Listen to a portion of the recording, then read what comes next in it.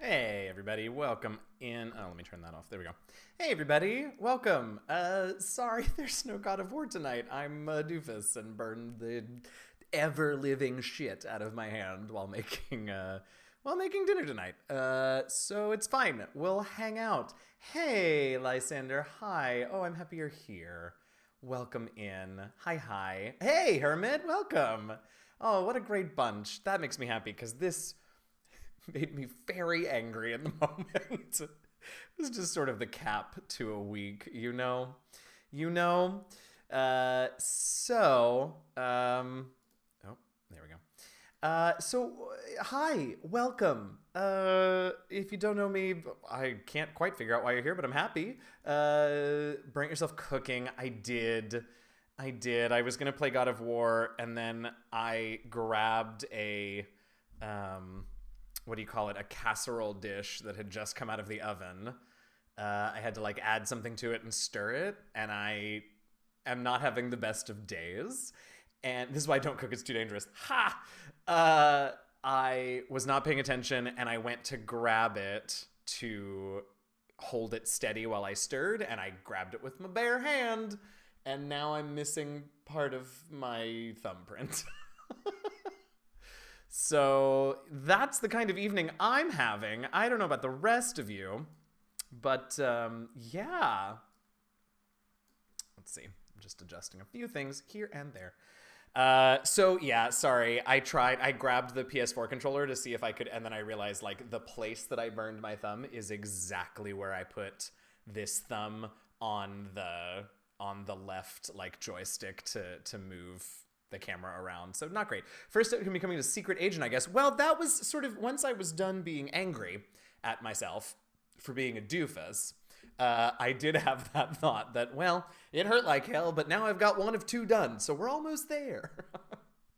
um, yeah. So anyway, obviously I've had a delightful day. The important thing though, as I said in the tweet, is we made it to Friday. Cheers. You all made it to Friday as well. I congratulate you. If you have good news, if you have fun stuff to share with us, if you've got celebratory things to share, we would love to hear that. Also, if you want to vent, I may do some of that tonight. So if you want to, talk about shitty stuff that happened to you and get it off your chest, that's fine too. We don't want it to be too much of a downer stream, but like, hey, we all got to get that out sometime. I feel you. You had the day off because you're burning vacation. Ooh, very nice. Did you do anything fun with it, or did you do as I would probably do if I took a vacation day like that and do nothing? um, that is lovely. I did not get as much done today as I would like. So, we can talk about that. So, many of you may have seen on Monday, we got to announce Into the Motherlands, a brand new tabletop role playing game setting that is going to be using and modding an existing system called the Cortex system. So we'll have Cortex core rules, but it'll be unique to the Into the Motherland setting. The mechanics will, and I am very, very excited about it. There's precious little to do, but I did a Twitch interview this morning at 8, so you still got up. Okay. Oh, you love Cortex. I do too. So I knew very little about it. I'd sort of gone through some of the early documents in passing, and I was like, oh, that's a cool idea. Okay. But we are going to be using Cortex, and Gabe Hicks and B. Dave Walters and Tanya DePass and I are working hard at putting together our version of Cortex for Into the Motherlands.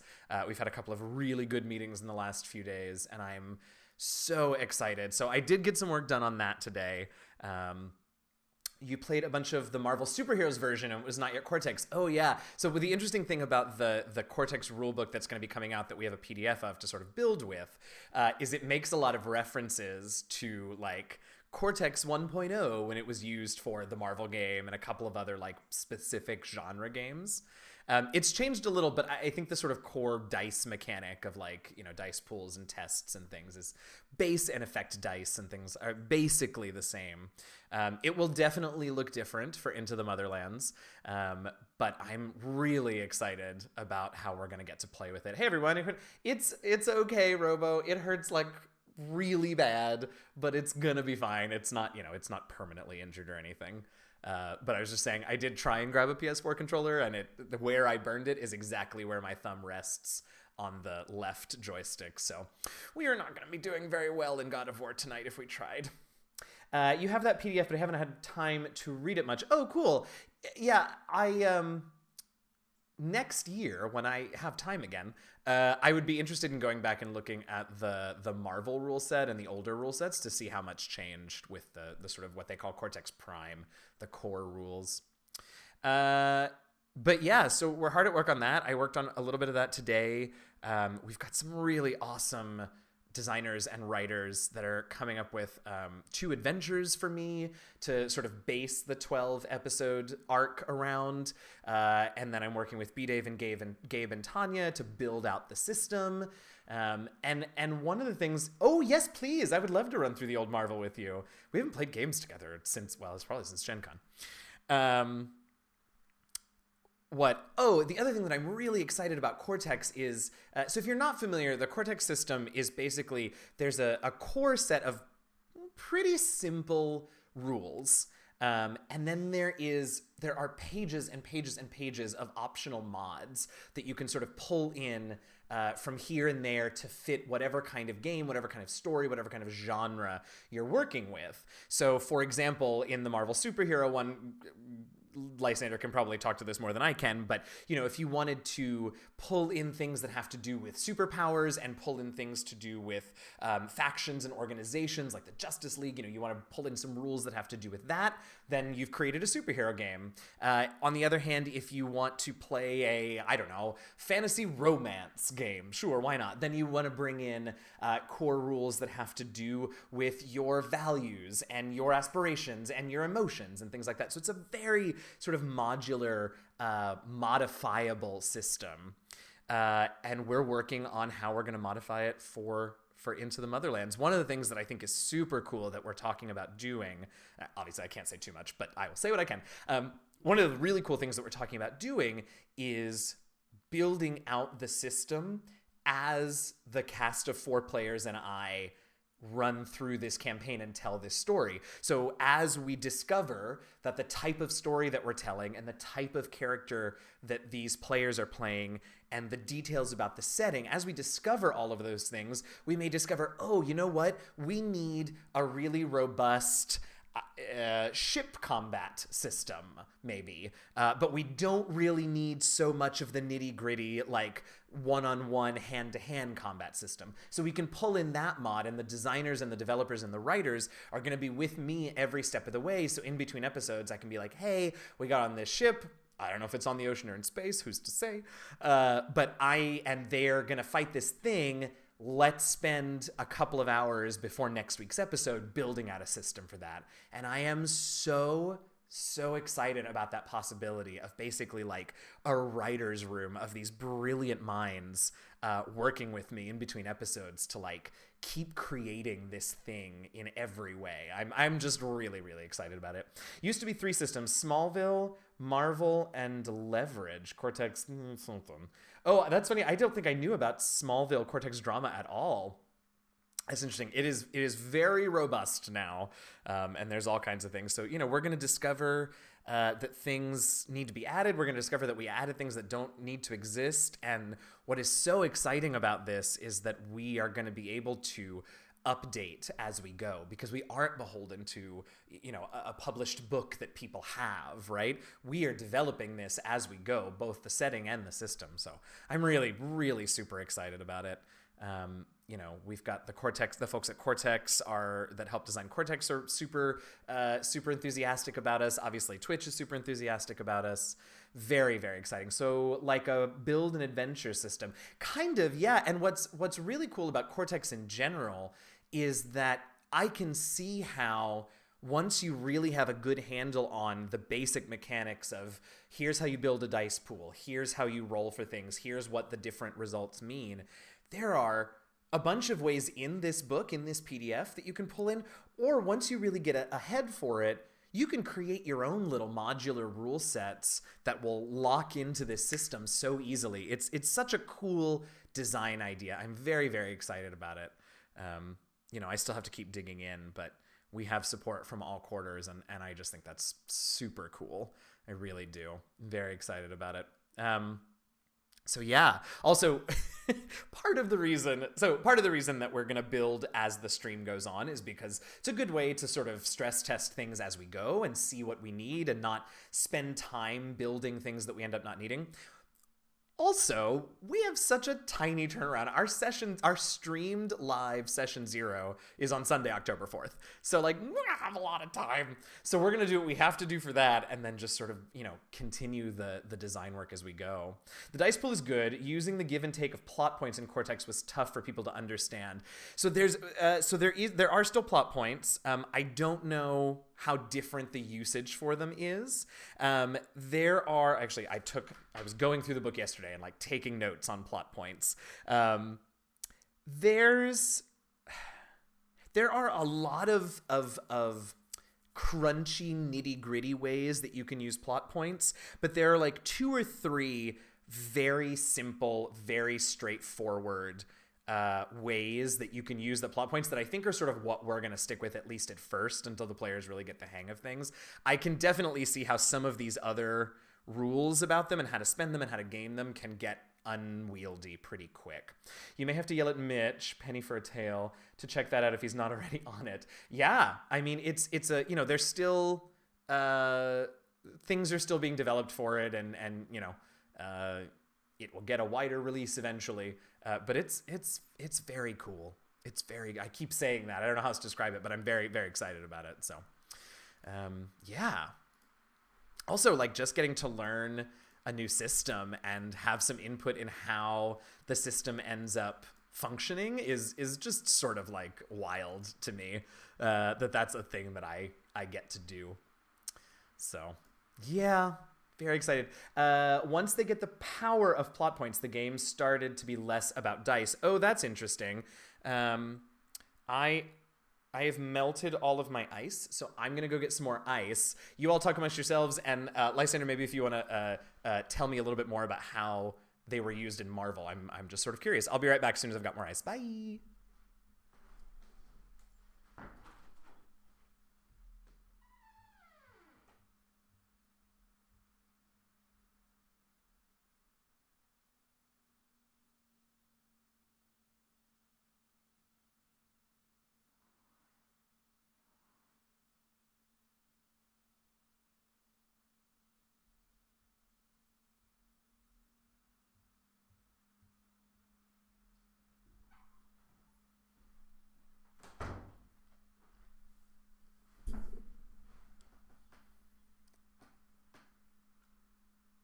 I forgot to mute my mic. It's a good thing I didn't say anything untoward.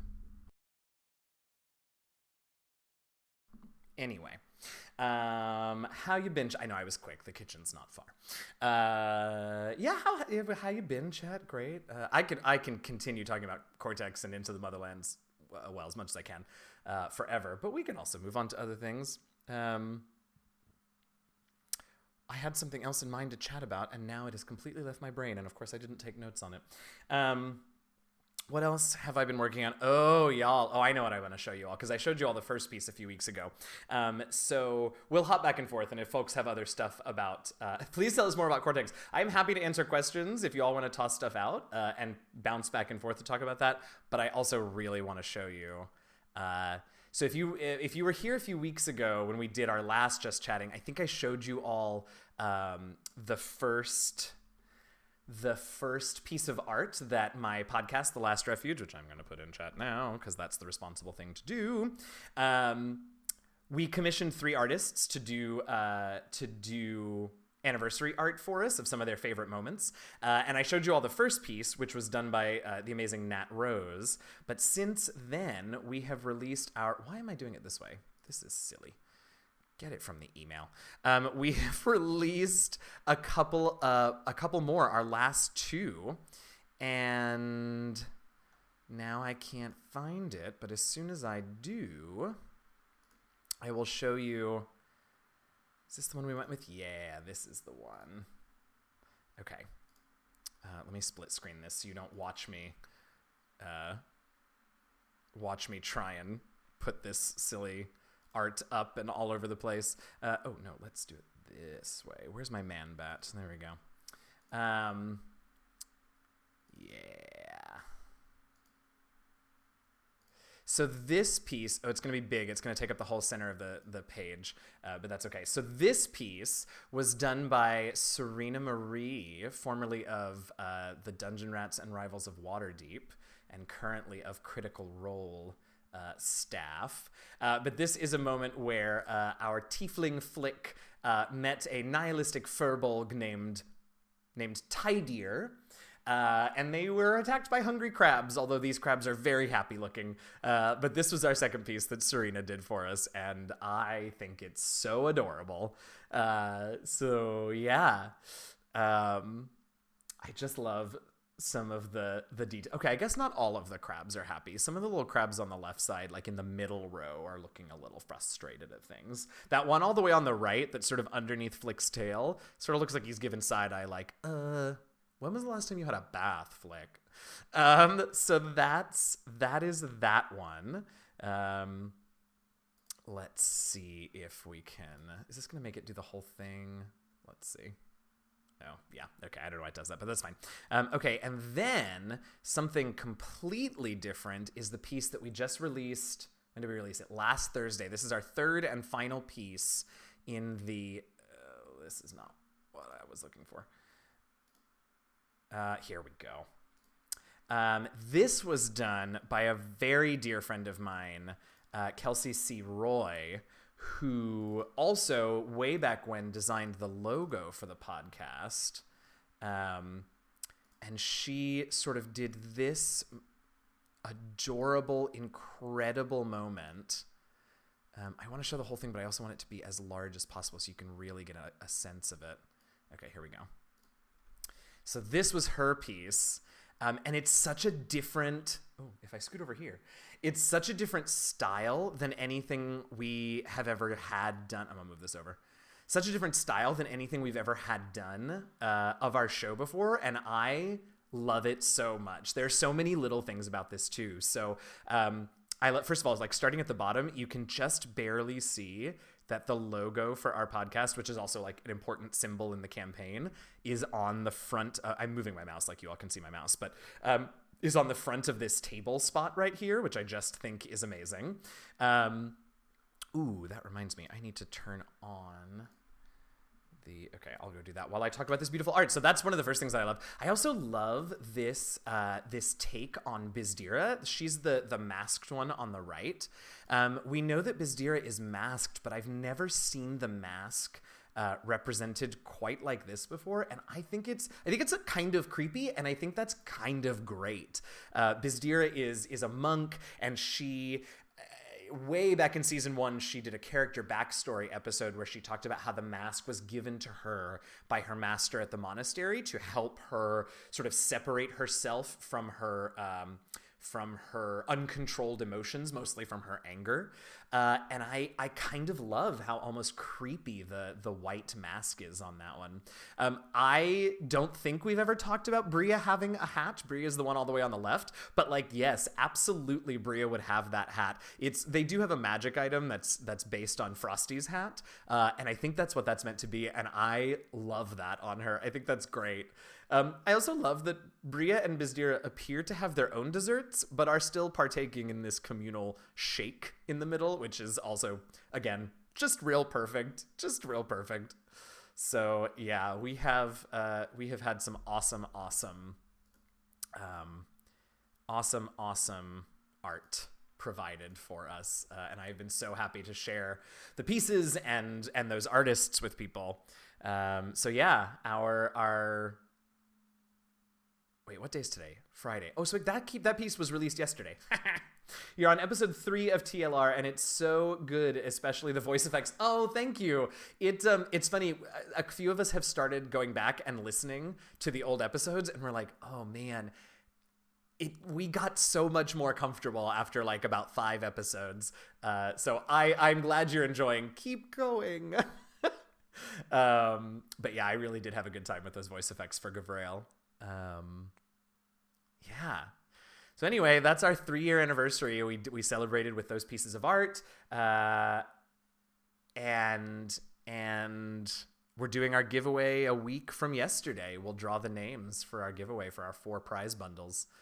So I'm really excited about that. I forgot that I wrote rules for D&D in Marvel Cortex. Oh, interesting. Just like sort of porting the Marvel Cortex to D&D, or I don't know what else you would mean. So yes, I'm going to assume that's what you meant until you tell me otherwise. Ow, my thumb hurts. So does my forefinger, although not nearly as bad. Yeah. So that's exciting. I'm very excited about that. Very excited about the anniversary and the giveaway. Yeah, you could pick a race and class combo instead of powers. Cool.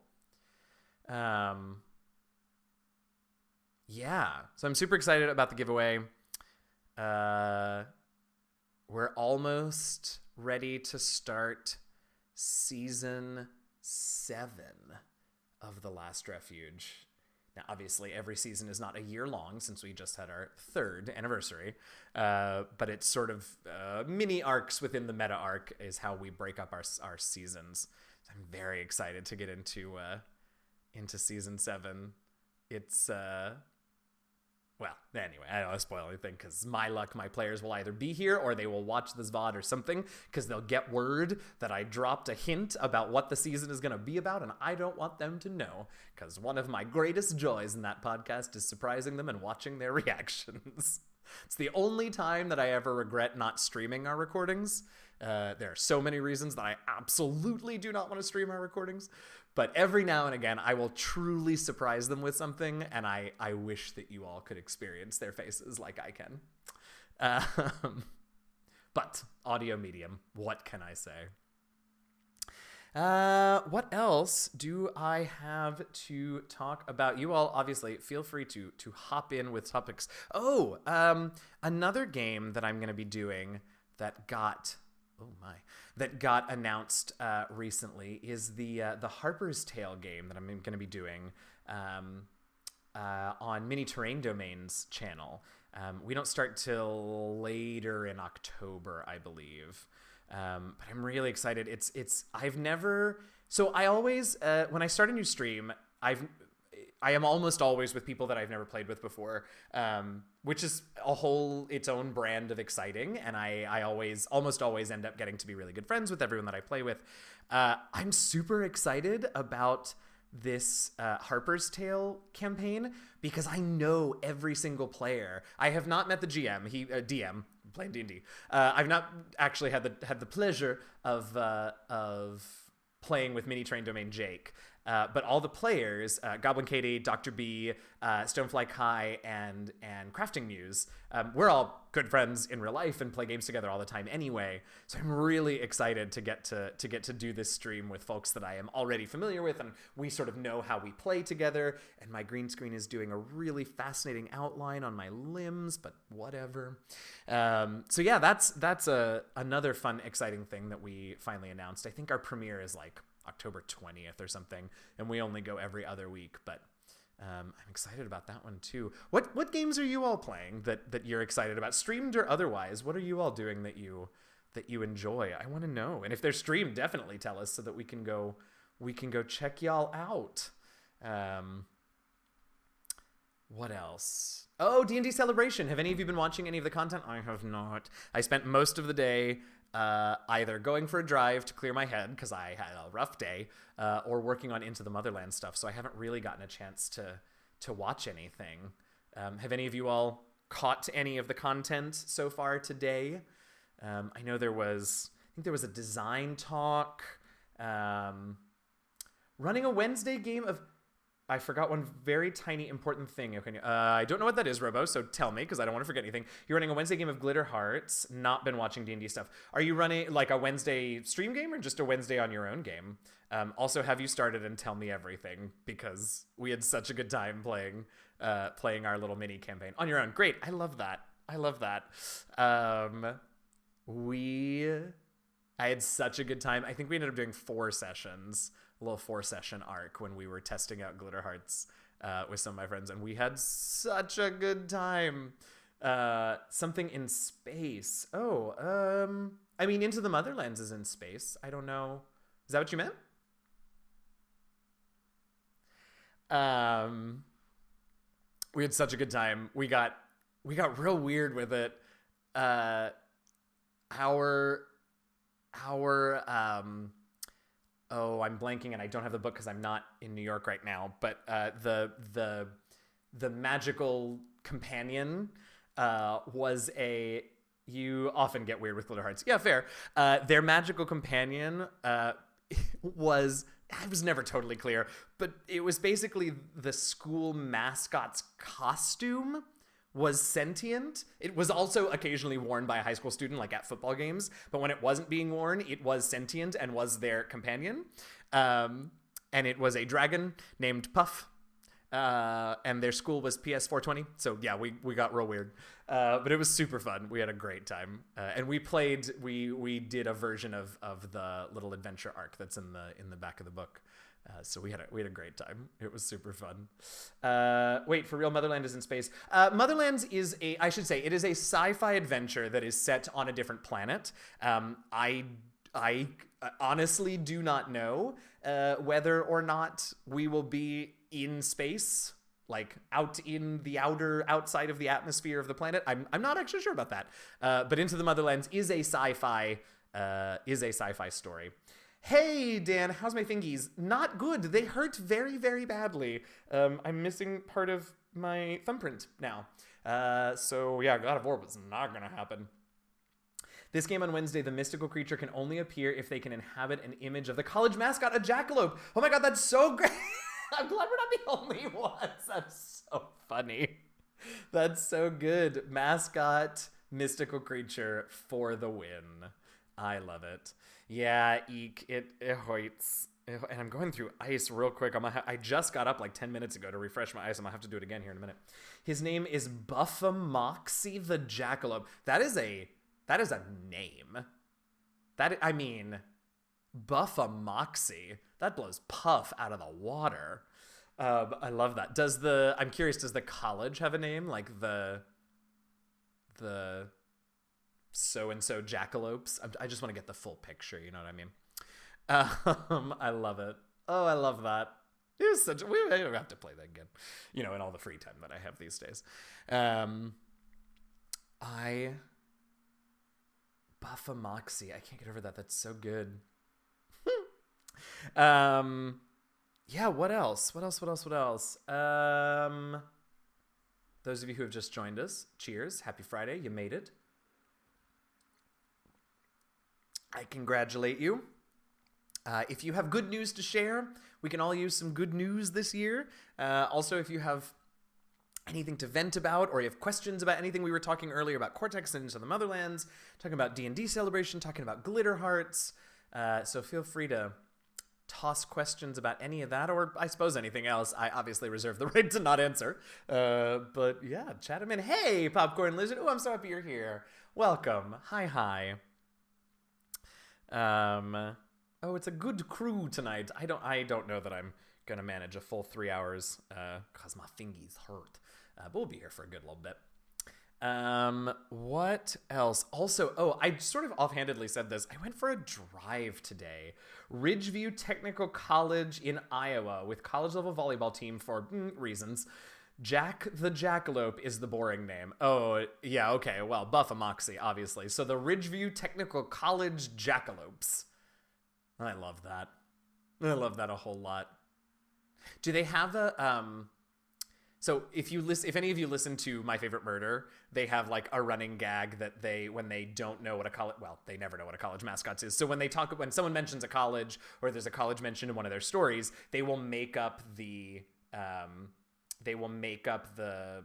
mascot name, and it's usually the fighting and then some goofy noun like the fighting carpetbaggers or something like that, and so I'm curious if Buffamoxy has an adjective or a gerund. No, a gerund. That's what I'm looking for. A gerund before jackalope. Is he a fighting jackalope? Is he I don't know. I'm just talking out my ass. Is Motherland going to have magic, or is it tech stuff, or both? It's going to be a little bit of both. We're working out the quote unquote magic system because we definitely want it to feel different than fantasy magic, right? So there's a couple of super cool ideas that that Sharang Biswas and Gabe Hicks have come up with for like where magic comes from and sort of how it interacts with the physical world. We haven't really nailed down anything super solidly yet, but there will definitely be a measure of what we think of as magic in the game, in addition to tech stuff. Yeah, good question. Oh, I dropped some frames there. Sorry about that, y'all. What else? I'm still laughing at on my little mini feed of events that have happened during streams. The bottom one that I can see is Tanya resubbing from the stream yesterday, and we were doing DLC in a place in Dragon Age called Chateau Hang, and her resub message was, "Tell them I died at Chateau Hang," which I don't know is funny to me. It's now that I say it out loud, not that funny, but I thought it was. So there you go. Goodness gracious, what is happening? Oh, I don't know what that is about. Oh man, I'm so sorry. I might have to get up again. And the football team uses the rowdy jackalopes. That's so good. Yes, rowdy jackalopes. What a great adjective, gerund, whatever, for a mascot. Rowdy. I love that. All right. I'm sorry I have to keep bouncing in and out, but I'm going to love y'all and leave you for just a second while I go re-up my ice again. I'll be right back.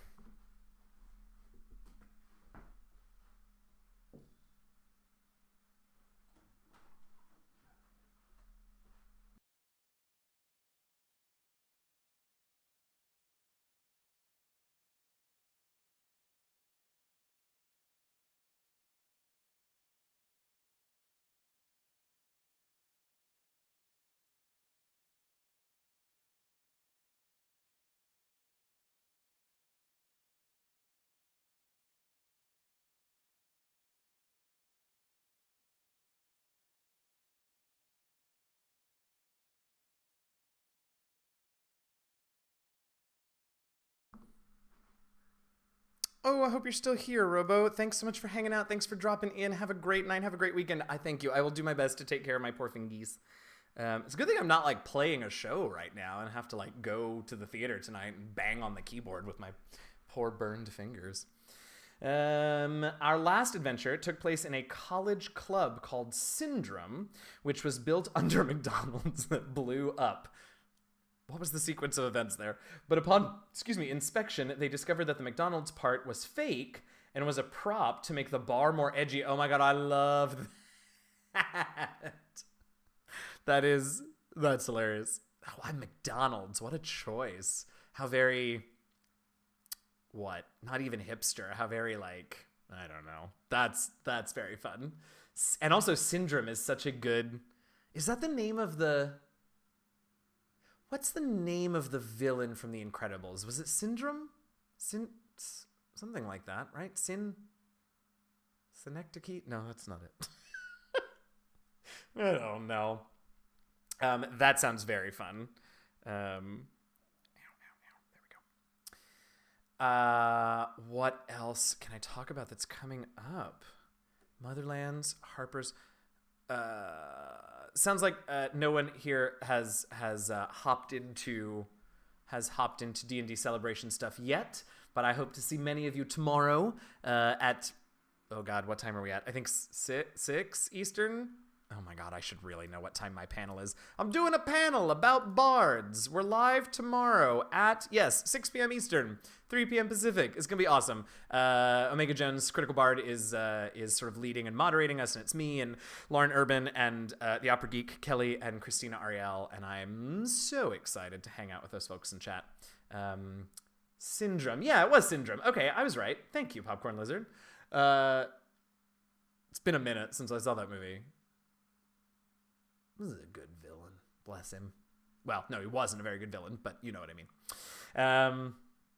So yeah, come check us out at the Bard panel tomorrow at 6. What else am I doing these days? Oh, I was talking about driving. Right. So I went out for a drive today. Okay, so the bar, Syndrome, had 4 bars and each had a theme. One was headache, vomit, fever, and sneeze. I, I feel like fever would be super cool. Vomit, I'm not comfortable with. Headache and sneeze sort of sound unpleasant. But I'm into the idea of having 4 different ones and those being their names, because I don't have to go into those other ones.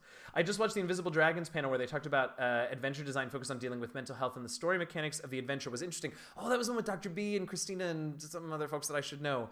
Yeah, I bet it was fascinating. I have a list of things that I will VOD later on, and that one is definitely on the list. But good. I'm glad that was an interesting panel. I had no doubt it would be. Some good panels. So I went for a drive today. Here's my story. I talk about this fairly often. Most of the time I live in New York City, and I do not own a car, do not ever want to own a car in New York, don't need it. And I'm usually perfectly happy with that. But the downside of that, since the pandemic started, has obviously been that I feel a little bit trapped. And, you know, I certainly didn't want to take any public transportation, and still sort of don't, although it's probably, they do a decent job in New York, but still sort of don't. A little leery of like Ubers and stuff in the city for a long time. And I'm certainly not going to, take a train or a plane to get out of the city and go elsewhere. So it was sort of, however far I'm willing to walk, and my threshold of like safety precautions is very high, right? Like I'm doing a lot of things. I'm really not interacting with people directly, even distanced, even outdoors. My boyfriend and I have been just very, very careful because we are lucky enough to be able to be that level of careful. And we just sort of feel like, if we can do our part to A, remain safe, and B, make sure that this doesn't spread because of us in any way, then we're going to do everything we can.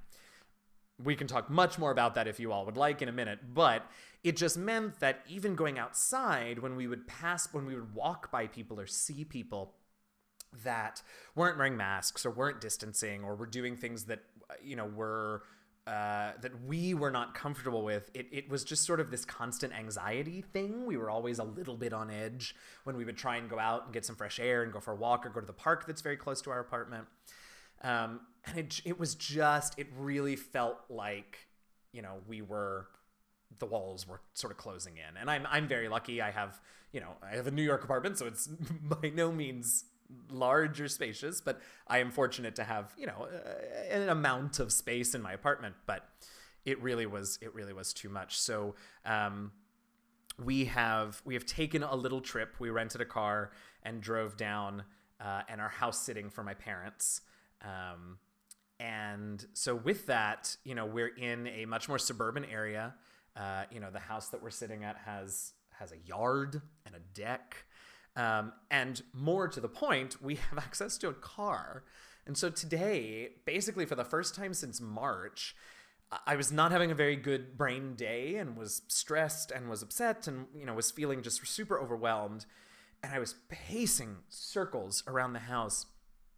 And it occurred to me that I could just go. I could get in the car and go outside and be outside, roll the windows down, whatever, have some fresh air, but be in a car and not have to worry about passing by people that are not wearing a mask or doing things that I feel like are unsafe. And I know for those of you who like have cars and use them all the time, this probably is such a like duh thing, but I cannot even begin to tell you all what a revelation it was for me. I must have driven around for almost 2 hours, just being out of the house, listening to podcasts in the car, window down. We are house sitting for my parents in my hometown. So I, drove around and went and visited the house that I grew up in and some friends' houses who no longer live there. There are at least 6 people in this town who now think that their houses are being cased. But anyway, and it was so nice and so good for me. And we've been here over a week now.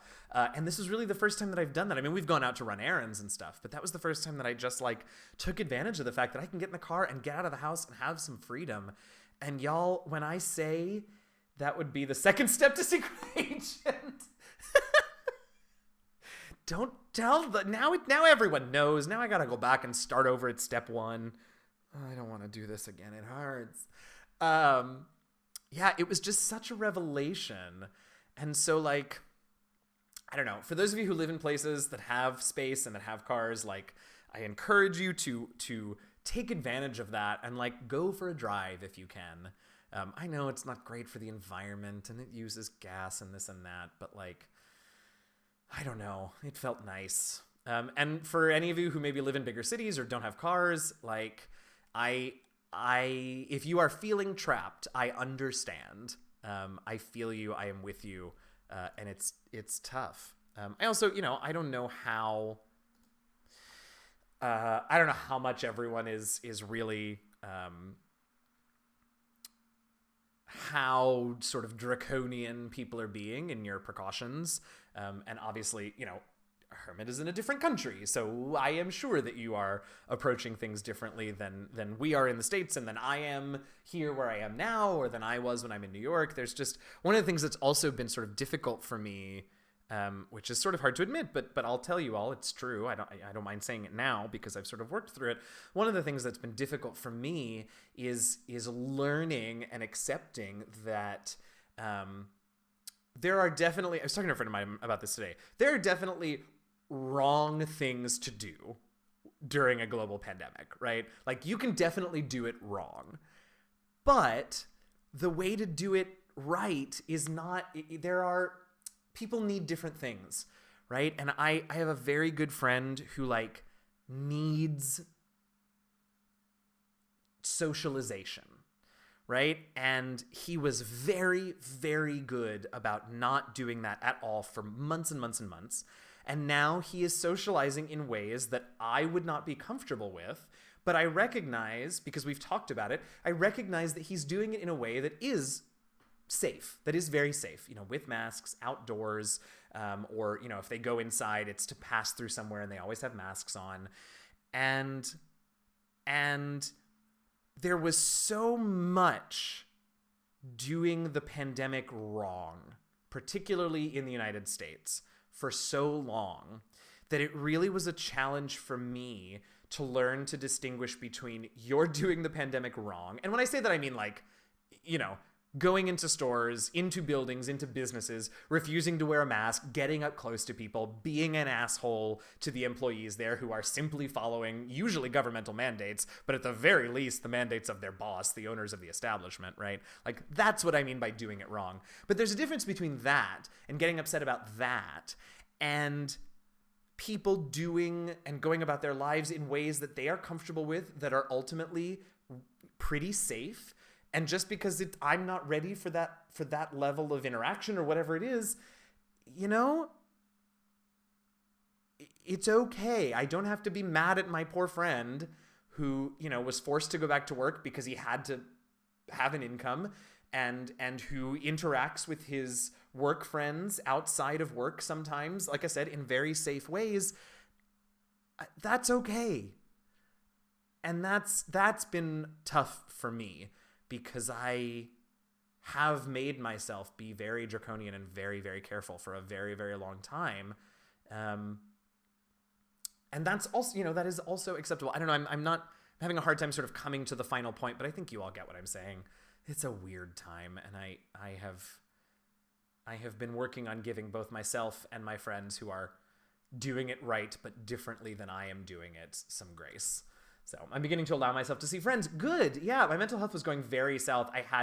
Well, that's exactly it, right? And for me and for my boyfriend, for a long time, it was enough for us to Zoom with our friends, to play games over Zoom. It was enough for me to have the couple of tabletop streams that I was doing and interacting with people like that. But you know what? Frankly, I'm sort of coming up upon the edge of where I think that's enough for me. But also, like, yeah, absolutely, I understand how people, yourself included, Lysander, like, we are social creatures, and it is okay that for your mental health, you need to see your friends. That's okay. And the reality is there are safe ways to do it. Be careful, distance outside is best, is great, masks are great, all of those things. But but that's okay. And I am finally sort of coming around to like understanding that is okay. And I think I have a little bit more to work through, because I think what I have not yet accepted for myself is that it's okay. It will be okay when I decide that, yes, I can in fact go see a friend outside, distanced, with a mask on, right?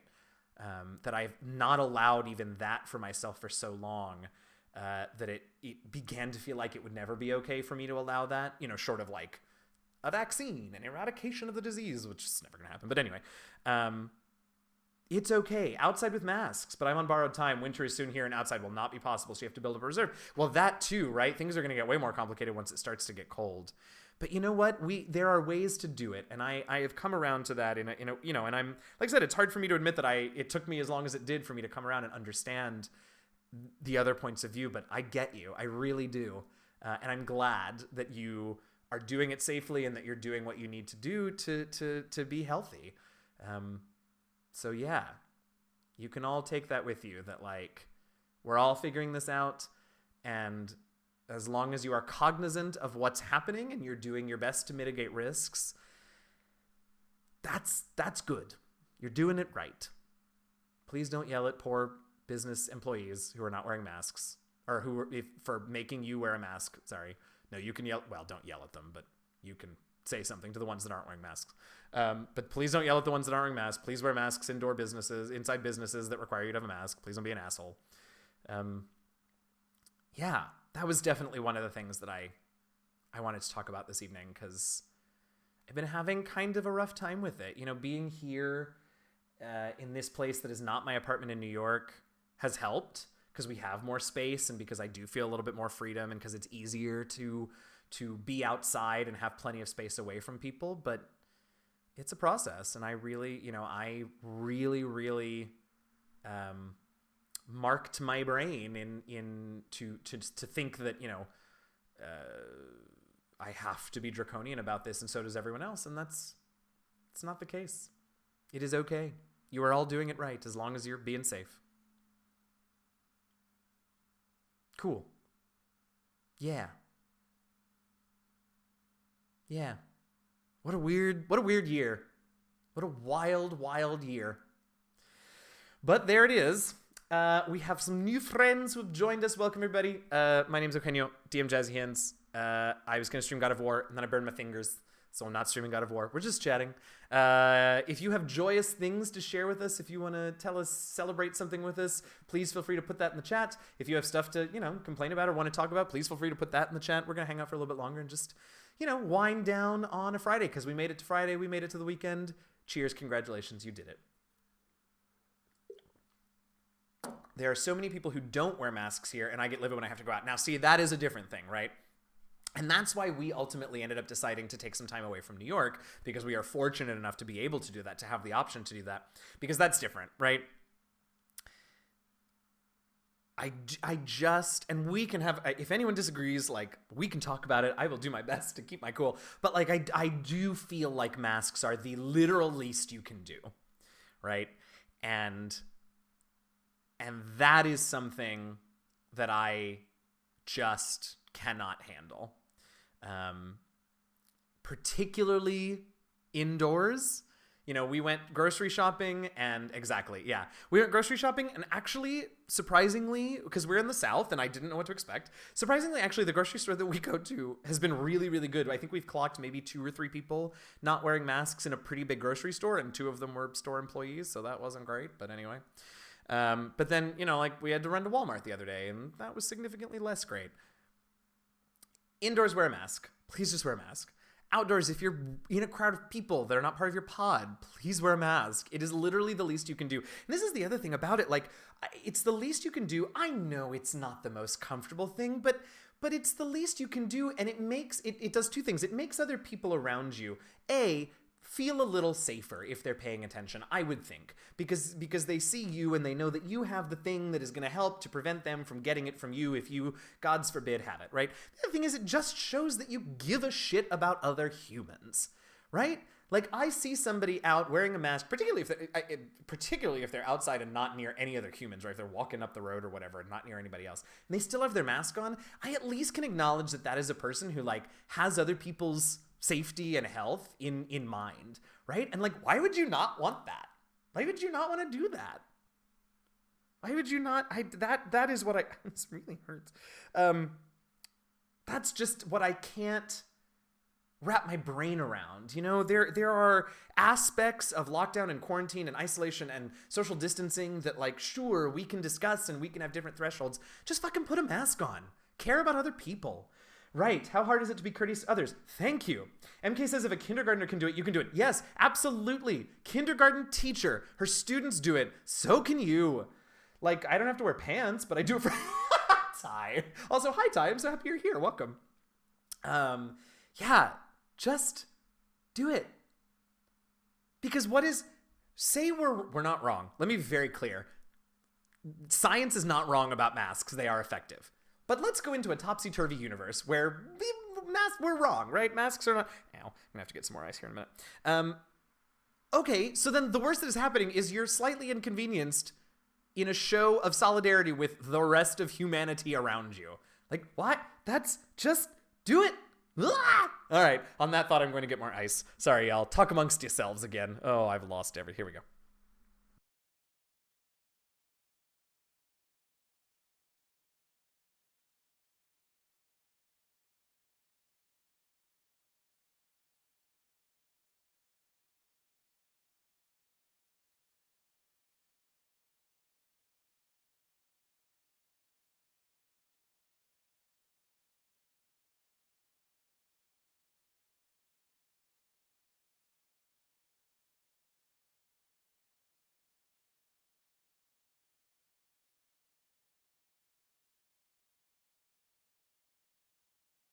I did it. I'm back. Hi, everybody.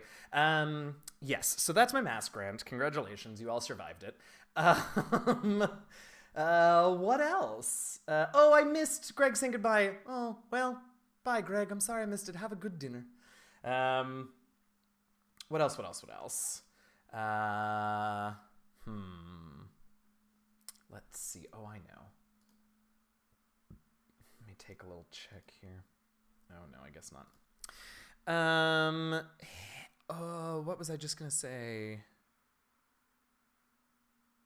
Can certainly talk more about any of these topics. You all can pop questions or thoughts in the chat if we want to continue with any of that. But in the meantime, did you get the news that...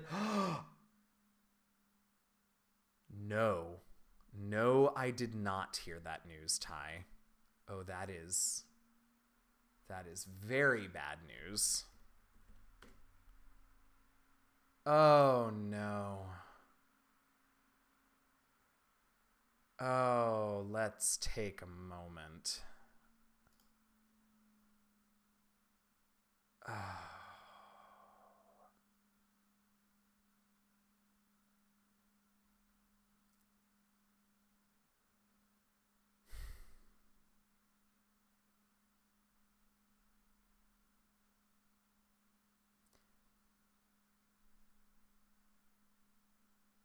I have a feeling that I don't have to say this for any of you who are here with me now, because most of you all that hang out in any of my streams know me well enough to sort of know how I feel about these things, and if you need alcohol, we can run some over. Thanks. We are in my parents' house, so we are well stocked. I know I don't have to say this, but I'm going to anyway, because we should all be saying this constantly for the next, 2 months. Vote. If you are in the United States, not you, Hermit, that would be illegal. Vote and get people to vote. We have to vote. I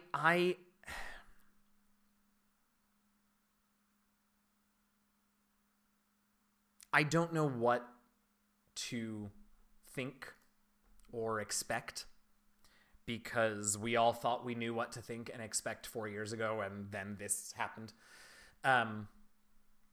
So I'm planning on how I can smuggle all Americans into Scotland and hide you in a castle up north. Look, It can be one of the abandoned ones. I'm and this is what I was going to say, partially in jest and very much partially not. I don't know what to expect. And I genuinely don't know if I will feel safe. Certainly not comfortable. I pick one near a distillery. Oh, you know me so well, Herman. I don't know if I will feel safe. Certainly not comfortable if 45 gets another 4 years, because I just don't know, y'all. And unfortunately right now, because he has botched pandemic response so badly, we aren't allowed to go anywhere else right now. So I can't flee. But like, that is a serious thing that I have considered, as a queer, brown, New York City living, outspokenly liberal individual. Like, I don't know that I want to live here anymore. If we have another 4 years of this absolute, wild, I'm trying to think of a stronger word that isn't ableist, but like, I can't do, I don't know how to do another 4 years. So vote, tell your friends. If you need, we should all be doing what we can to get out the vote, even beyond our circles, whether that's text banking or calling or writing letters. If you need help figuring out how to do that, frankly, I'm only just now sort of digging into ways that I can do that from here, but like, shoot me a message. We'll figure it out together. Ooh, y'all. We've lost the Supreme Court, and that is very, very scary. Very, very scary.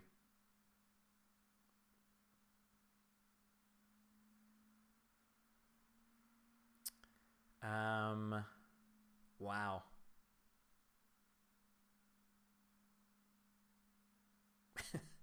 Well, this stream turned into a thing. But that's okay. I don't mind. I really don't. I'm glad that that we can talk a little bit about some of this stuff. Yo, hey there, Ian. How are you? You popped in at quite the moment. But hey, I'm happy that you're here. How you doing? It has been a minute. We're just chatting. We've sort of gone all over the map tonight. But you hopped in right as we were discussing the tragic and somewhat terrifying passing of Ruth Bader Ginsburg. Who I was just informed has passed away.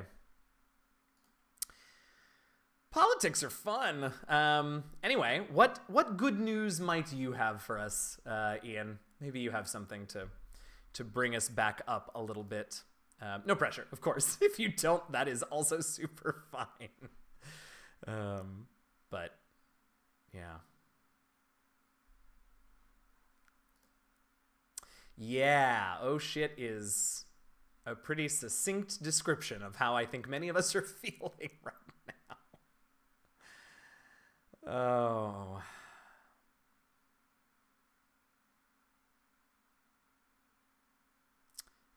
You know what, actually, hang on a second.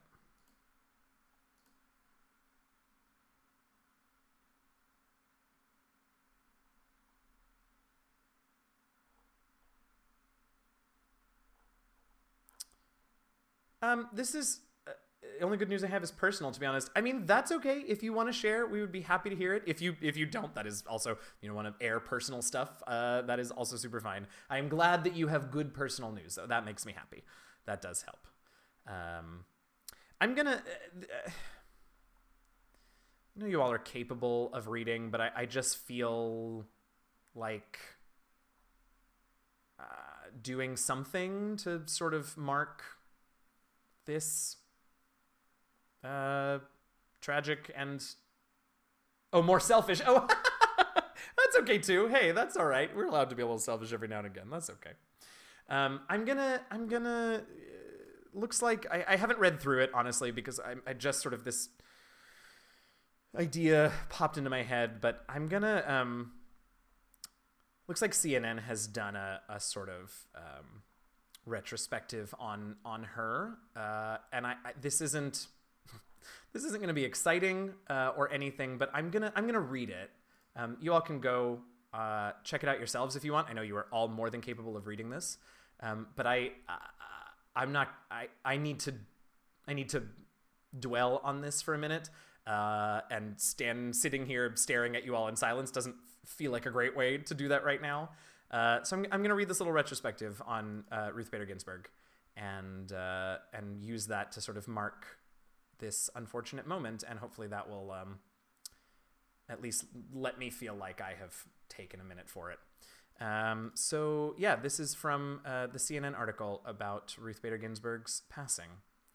Supreme Court Justice Ruth Bader Ginsburg died on Friday due to complications of metastatic pancreas cancer, the court announced. She was 87.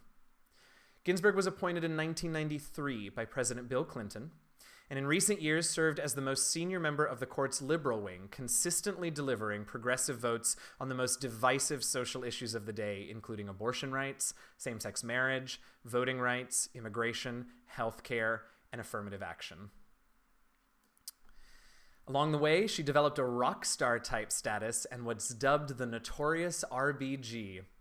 In speaking events across the country before liberal audiences, she was greeted with standing ovations as she spoke about her view of the law, her famed exercise routine, and her often fiery dissents. Our nation has lost a jurist of historic stature, said Chief Justice John Roberts. We at the Supreme Court have lost a cherished colleague. Today we mourn, but with confidence that future generations will remember Ruth Bader Ginsburg as we knew her, a tireless and resolute champion of justice. Ginsburg died surrounded by her family at her home.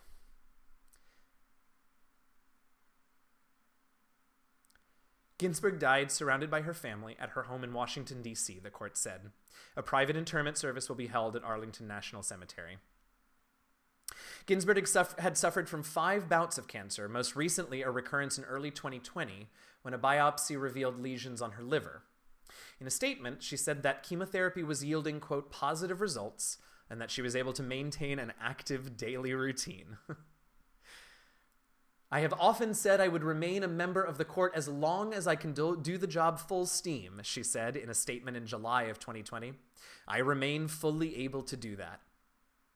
She told an audience in 2019 that she liked to keep busy even when she was fighting cancer. Quote, I found each time that when I'm active, I'm much better than if I'm just lying about and feeling sorry for myself, she said in New York at the Yale Club at an event hosted by Moment magazine. Ginsburg told another audience that she thought she would serve until she was 90 years old. She almost made it.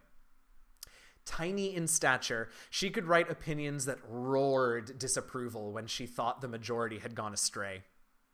Before the election of the current president, Ginsburg told CNN that he, quote, is a faker, and noted that he had, quote, gotten away with not turning over his tax returns.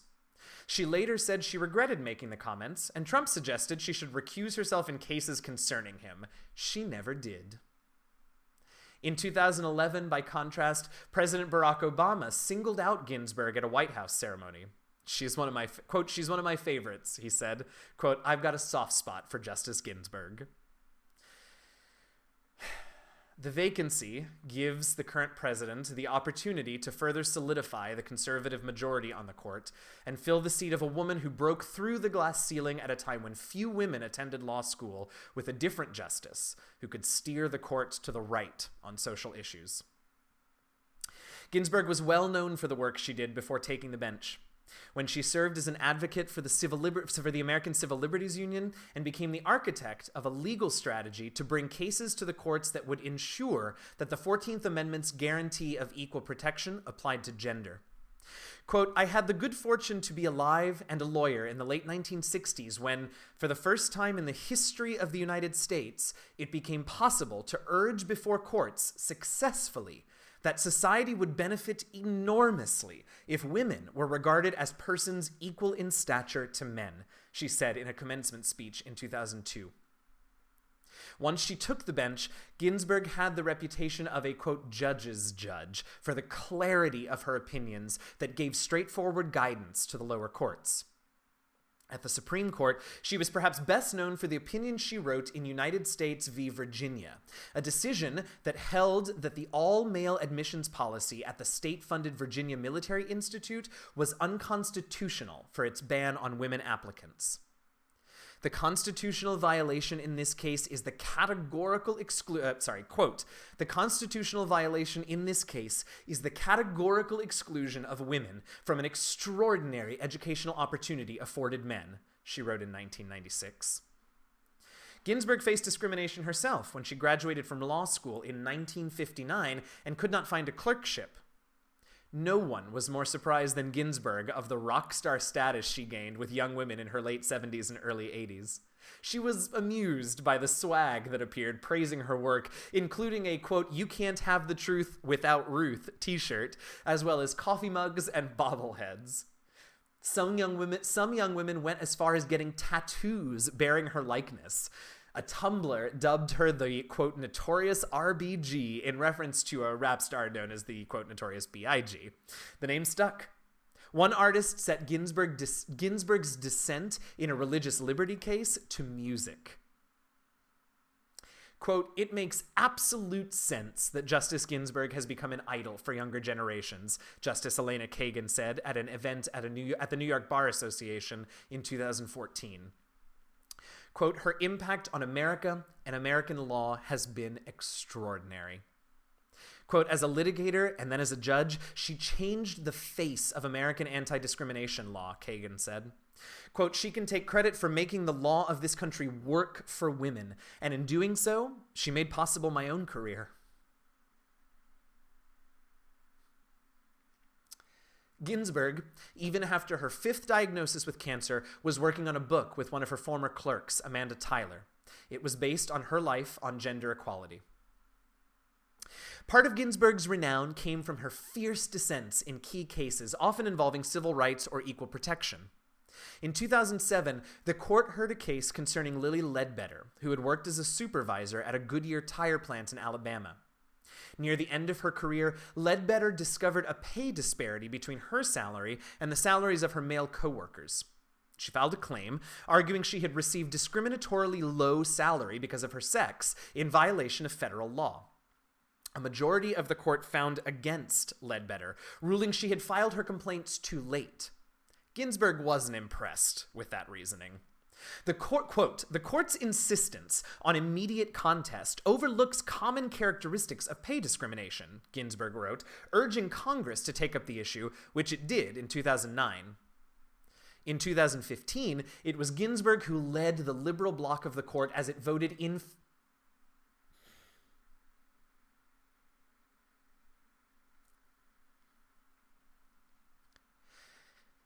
In 2015, it was Ginsburg who led the liberal bloc of the court as it voted in favor of same-sex marriage, with the critical 5th vote of Justice Anthony Kennedy. Kennedy wrote the opinion, and it was joined by the liberals who chose not to write separately. Ginsburg was likely behind the strategy, and said later that had she written the majority, she might have put more emphasis on equal protection. After the retirement of Justice John Paul Stevens, Ginsburg was the most senior of her liberal colleagues, and she had the power to assign opinions when the Chief Justice was on the other side.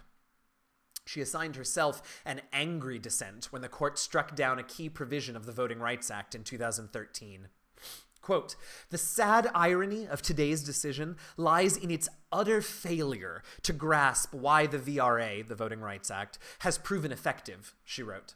She compared racial discrimination to a, quote, "vile infection," and said early attempts to protect against it were like, quote, "battling the Hydra." She also penned a partial dissent in 2012, in a 2012 case concerning Obama's health care law, disagreeing with the conservative justices that the individual mandate was not a valid exercise of Congress's power under the Commerce Clause. She called the reasoning, quote, "crabbed," but was satisfied that Chief Justice John Roberts delivered the 5th vote to uphold the law under the taxing power.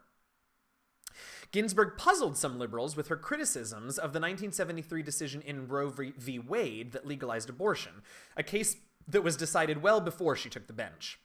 Although she said she felt like the result was right, she thought the Supreme Court should have limited itself to the Texas statute at hand instead of issuing a sweeping decision that created a target for opponents to abortion rights. She was in dissent in 2007 when the majority upheld a federal ban on a procedure called, quote, just heads up, we're going to... there's no super specific details, but we are going to talk about some abortion things, so heads up.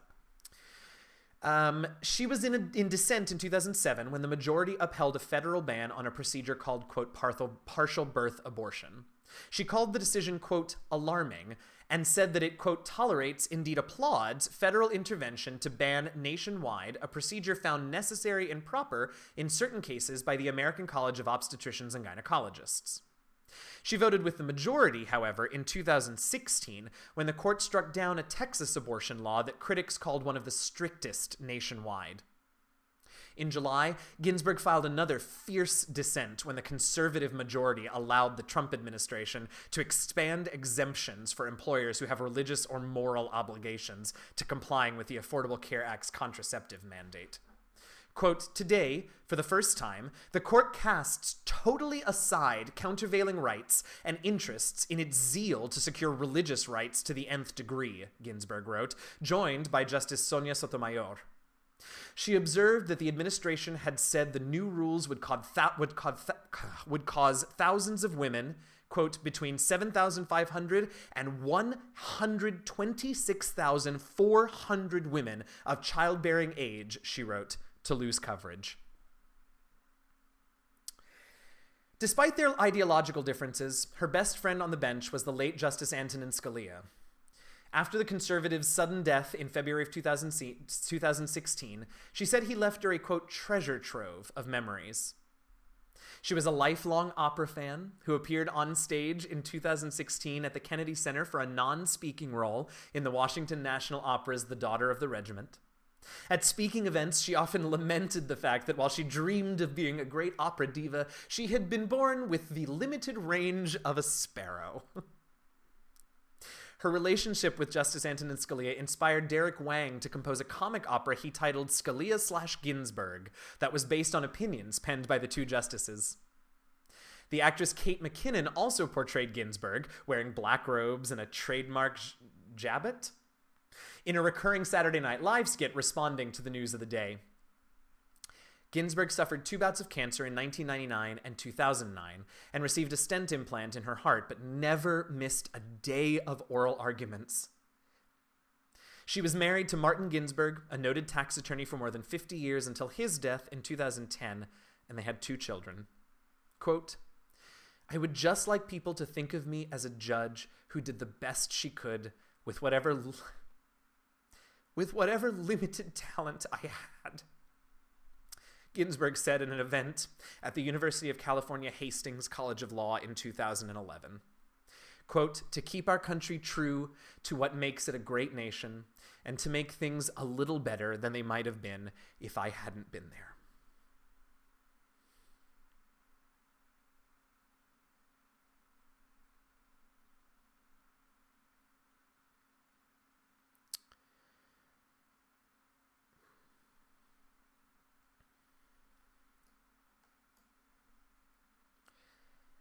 That was long, and I thank those of you who stuck with me for it. I needed to do that in some way, so thank you all for providing me a little place to do that and to acknowledge her. This sucks. This sucks a whole lot.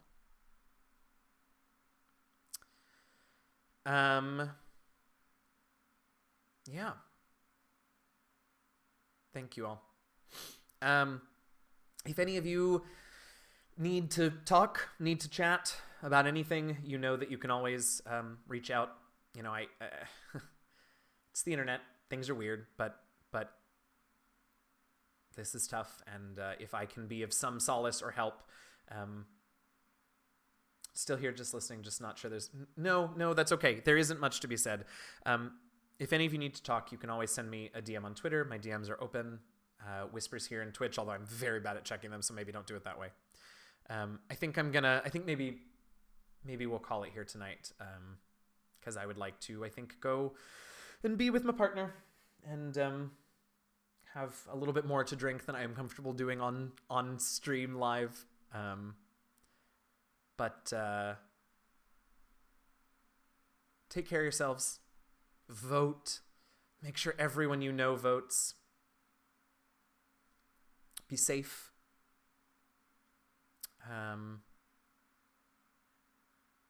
Wear a mask.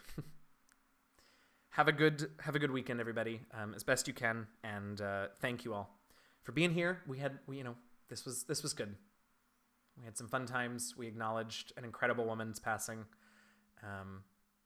Take care of yourselves, and have a nice weekend. I'm sorry to sort of leave it on that sad note, but I think that's it from me tonight. So, thank you so much, everybody. Take care of yourselves. Reach out if you need.